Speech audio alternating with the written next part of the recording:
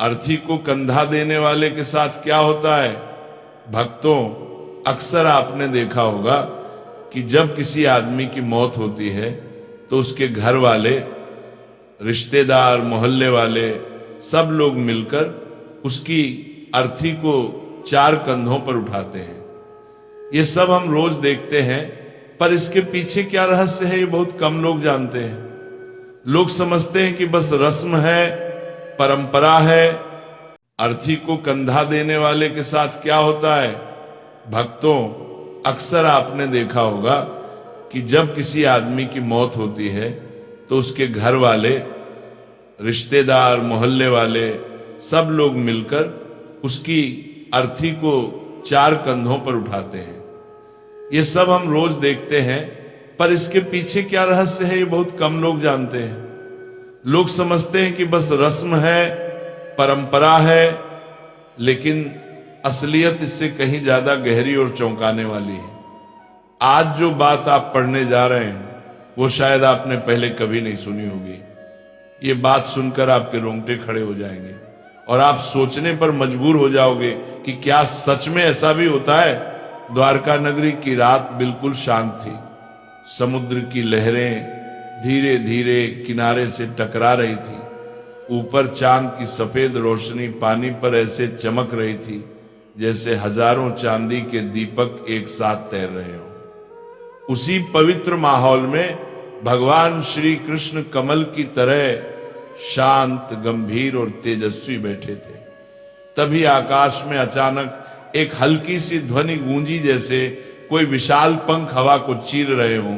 कुछ ही क्षण में गरुड़ देव उतर कर आए और प्रभु के चरणों में सिर झुकाकर प्रणाम किया। कुछ देर तक दोनों के बीच अद्भुत मौन छाया रहा।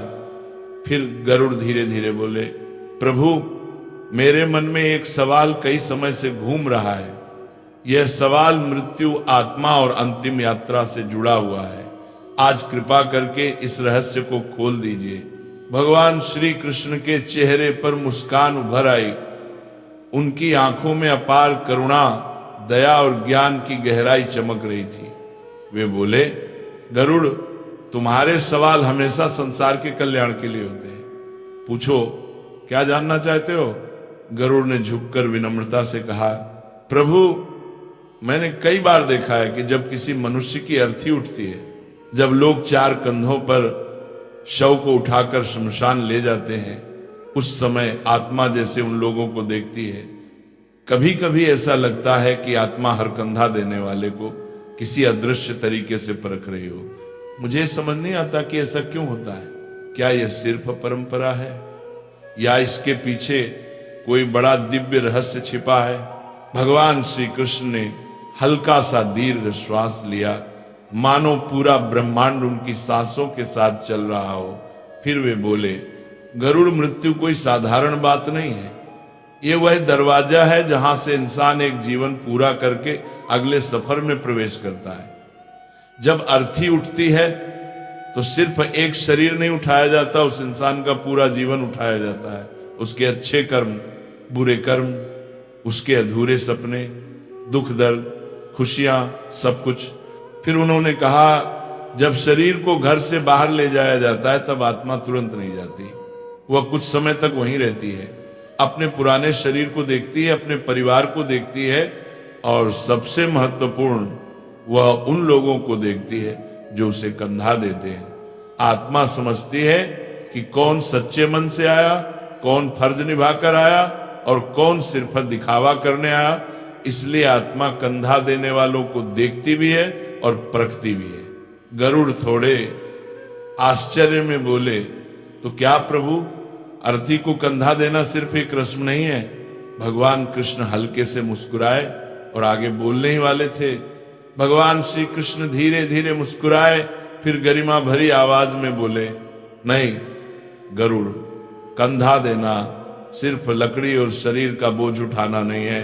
ये एक तरह का ऊर्जा का आदान प्रदान है। ये एक अदृश्य रिश्ता है, मृत आत्मा और जीवित मनुष्यों के बीच, जो शब्दों से नहीं बल्कि भावनाओं से जुड़ता है। कृष्ण आगे बोले, जब कोई मनुष्य सच्चे दिल से पवित्र मन से किसी की अर्थी को कंधा देता है, तब वो अपने मन का प्रकाश, अपनी करुणा, अपना सम्मान, अपनी श्रद्धा सीधे आत्मा तक पहुंचाता है। ये प्रकाश ही आगे उस आत्मा के लिए रास्ता बन जाता है। जिस तरह अंधेरी रात में दीपक राह दिखाता है, उसी तरह कंधा देने वाले लोगों का सच्चा भाव आत्मा को आगे की दिशा दिखाता है। गरुड़ आश्चर्य से बोले, प्रभु क्या सच में इतना प्रभाव होता है? कृष्ण मुस्कुराए। गरुड़ पुराण में लिखा है कि जिसने निस्वार्थ भाव से किसी को कंधा दिया, उसने 100 यज्ञों के बराबर पुण्य कमा लिया। क्योंकि ये काम सिर्फ शरीर से नहीं, दिल से होता है। ये किसी को विदाई नहीं, बल्कि उसके अगले जन्म की ओर एक उजाला देने जैसा है। कुछ देर तक वातावरण शांत रहा। गरुड़ गहरी सोच में डूब गए। फिर उन्होंने धीरे से पूछा, प्रभु आपने कहा कि आत्मा कंधा देने वालों को देखती है, पर आत्मा वहीं क्यों रहती है? शरीर छूटने के बाद वह तुरंत आगे क्यों नहीं जाती? कृष्ण की आंखें करुणा से भर उठी। वे बोले, गरुड़, आत्मा अचानक हुए परिवर्तन को तुरंत नहीं समझ पाती। पूरा जीवन जिस शरीर में बिताया, उसे छोड़ते ही वो भ्रम में चली जाती है। उसे समझ नहीं आता कि वो मृत्यु के द्वार पार कर चुकी है। उसे राह चाहिए, दिशा चाहिए, और वही दिशा अर्थी देती है। इसलिए 4 कंधे केवल शरीर नहीं उठाते, आत्मा के लिए 4 दीपक जलाते हैं। गरुड़ की आंखें फैल गई। उन्हें दिव्य ज्ञान चमत्कार जैसा लगा। वे बोले, प्रभु यदि किसी मृतक को 4 कंधे ही ना मिले तो फिर क्या होता है? इस बार श्री कृष्ण के चेहरे पर गंभीरता उतर आई। उन्होंने धीमी भारी आवाज में कहा, गरुड़, यह प्रश्न सरल है, पर इसका उत्तर बहुत गहरा और दुखद है। सुनो, मैं तुम्हें एक ऐसी कथा सुनाता हूं जो केवल कहानी नहीं बल्कि सच्चाई है। यह घटना पृथ्वी के एक युग में सचमुच घटी थी। फिर कृष्ण ने कहना प्रारंभ किया, बहुत समय पहले पाटलिपुत्र नगरी में धनीराम नाम का एक आदमी रहता था। नाम तो धनीराम था, पर दिल से बिल्कुल निर्धन। धन का इतना अहंकार था कि उसने धर्म को पैरों तले कुचल दिया था। वह ब्राह्मणों का अपमान करता, गरीबों को तिरस्कार से देखता, किसी की मदद नहीं करता, यहां तक कि अपने माता पिता का श्राद्ध तक नहीं किया। उसके जीवन में धर्म, दया, करुणा कुछ भी नहीं था। फिर कृष्ण के स्वर में मिठास घुल गई। लेकिन उसकी पत्नी रूपवती बिल्कुल विपरीत स्वभाव की थी। सुंदर नाम, सुंदर हृदय, वह दयालु, विनम्र और धर्मपरायण थी। मंदिर में सेवा करती, गरीबों को भोजन कराती, व्रत पूजा करती और अपने पति के अपवित्र धन से भी छुपकर दान पुण्य करती, क्योंकि उसे विश्वास था कि पुण्य ही पापों को गलाने की अग्नि है। फिर कृष्ण बोले, एक दिन नगर में बड़ी महामारी फैली, लोग मरने लगे, शहर में चीखें गूंजने लगी, लेकिन धनीराम ने किसी की मदद नहीं की। उसने अपने खजाने को बंद करके छिपा लिया और बीमारों को अपने दरवाजे से भगा दिया। लेकिन बीमारी को कौन रोके? अंत में वही बीमारी उस पर टूट पड़ी। धनीराम मृत्यु के समय डर और अंधेरे में डूबा हुआ था। उसने चारों ओर छाया देखी, पर सहायता को कोई ना आया, क्योंकि मृत्यु के क्षण में मनुष्य के साथ सिर्फ उसके कर्म जाते हैं। गरुड़ ने गहरी सांस ली। प्रभु, उसके मरने पर क्या हुआ? कृष्ण ने उत्तर दिया। तभी असली रहस्य शुरू हुआ। जब धनीराम मरा तो नगर के लोगों ने उसकी अर्थी को कंधा देने से मना कर दिया। लोगों ने कहा, यह वही आदमी है जिसने कभी किसी का अंतिम संस्कार नहीं कराया, कभी किसी को सम्मान नहीं दिया, कभी किसी भूखे की मदद नहीं की। आज इसकी आत्मा को कौन मार्ग देगा?